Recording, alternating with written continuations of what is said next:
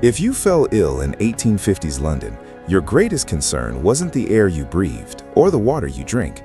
It was the distinguished gentleman with the medical degree standing at your bedside.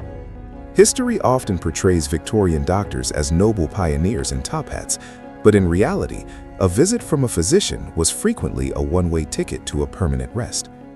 Before the world understood how tiny, invisible threats actually caused illness, your doctor was a walking safety hazard. He was a gentleman who considered washing his hands between a laboratory session and a patient's room to be an insult to his social standing. This wasn't just a lack of knowledge, it was a structural, cultural, and professional arrogance that made the medical profession one of the most efficient facilitators of the very problems they were paid to solve. The myth of the gentleman practitioner. To understand why these men were so risky, we have to look at the social hierarchy of the 19th century. Medicine wasn't yet the rigorous, sterilized science we know today. It was a profession for gentlemen. And in the mind of a Victorian gentleman, cleanliness was a matter of appearance, not biology. A doctor's prestige was often measured by the state of his attire. Paradoxically, the more marks of his trade he carried on his coat, stains from previous procedures, dust from the laboratory, and the lingering scent of the clinic, the more experienced he was perceived to be. These practitioners would move from the autopsy table, where they studied the most advanced stages of illness, directly to the bedside of a woman in labor or a patient with a minor injury. They did this without a second thought, without changing their clothes, and most importantly, without washing their hands. To suggest that a doctor should scrub his fingernails was seen as a personal slight. It implied that a gentleman could be unclean. This cultural blind spot turned every medical consultation into a high-stakes game of biological Russian roulette. The chaos of the Victorian hospital. Walking into a major London hospital in 1850 was not an experience of healing, but one of profound sensory overwhelm. These institutions were often crowded, poorly ventilated, and built on the outdated belief that illness was spread by miasma, foul odors in the air. Because they believed the smell was the killer, their solutions were cosmetic. They would open windows or use strong perfumes to mask the scent of the wards, while the actual sources of risk remained untouched on their hands and tools. The nursing staff, often untrained and overworked, struggled in an environment where basic hygiene was non-existent.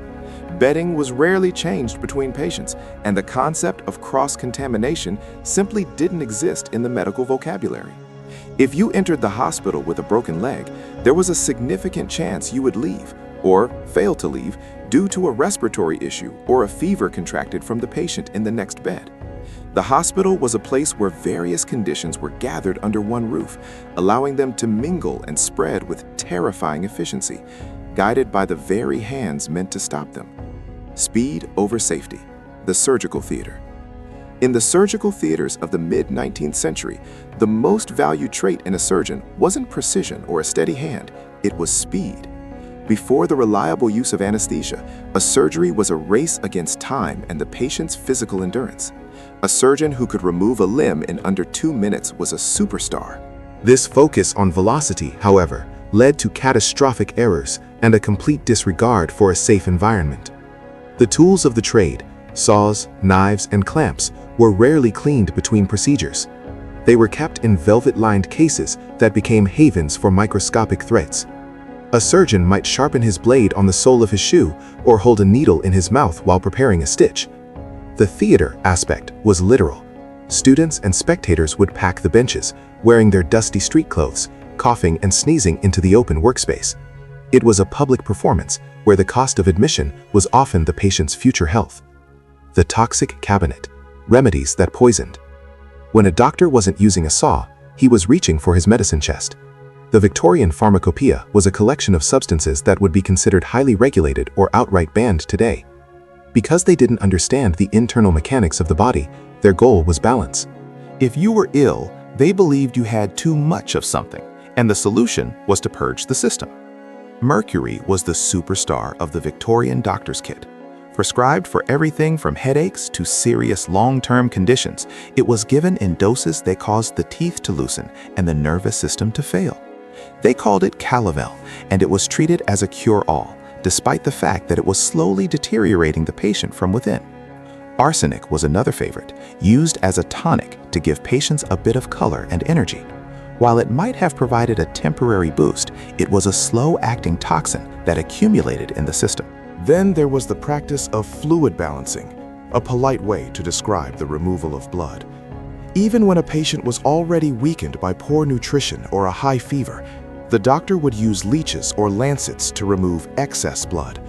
This was intended to cool the system, but in reality, it stripped the body of its last defenses, making it even easier for the doctor's unwashed hands to introduce a final, fatal complication: the resistance to progress. The most tragic part of this era is that the solutions were often right in front of them. When pioneers like Ignaz Semmelweis or Joseph Lister began to suggest that invisible particles were the cause of death and that cleanliness could save lives, they were met with fierce resistance. The medical establishment didn't want to change. They found the idea of invisible killers to be unscientific and the practice of scrubbing tools to be a tedious waste of time. This professional stubbornness meant that for decades after the initial discoveries, doctors continued to operate in filth. They preferred their miasma theory because it took the blame away from the practitioner and placed it on the environment. It was easier to blame a foul wind for a patient's decline than to admit that the doctor's own coat was the carrier of the problem.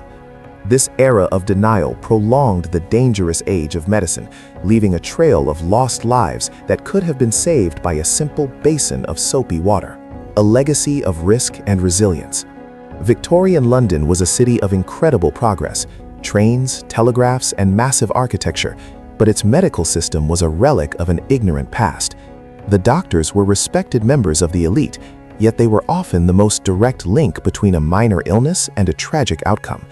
They moved through the city in their fine carriages, unaware that they were a biological bridge between the laboratory and the living room. Every record from a 19th century clinic tells the same story. A story of a profession struggling to reconcile its high social standing with its actual results. The golden age of medicine was, for many years, a dark age of unintended consequences. The practitioners weren't villains. They were men of their time, blinded by tradition and an obsession with their own status. But for the citizen of 1850, that distinction didn't matter. Whether through a mercury pill, a bloodletting session, or an unwashed surgical saw, the result was often the same.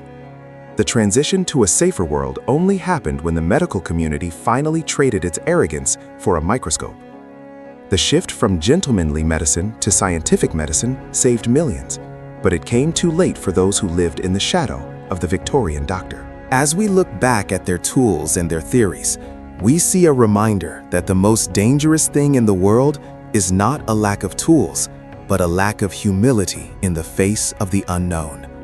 The Victorian doctor stands as a haunting figure in history, a man who tried to help, but whose very presence often signaled the beginning of the end. In a city of fog and mystery, they were the ultimate paradox: the healers who carried the risk, the scholars who ignored the evidence, and the gentlemen who were, quite literally, more dangerous than the plague they sought to conquer. The next time you see a movie with a calm, capable Victorian physician, remember the reality of the 1850s. Remember the unwashed hands, the velvet-lined cases of dusty tools, and the toxic tonics in the medicine chest. The true history of medicine isn't just a story of triumph. It's a story of a long, difficult struggle to realize that sometimes the greatest enemy is the one we refuse to see, even when it's right on our own fingertips.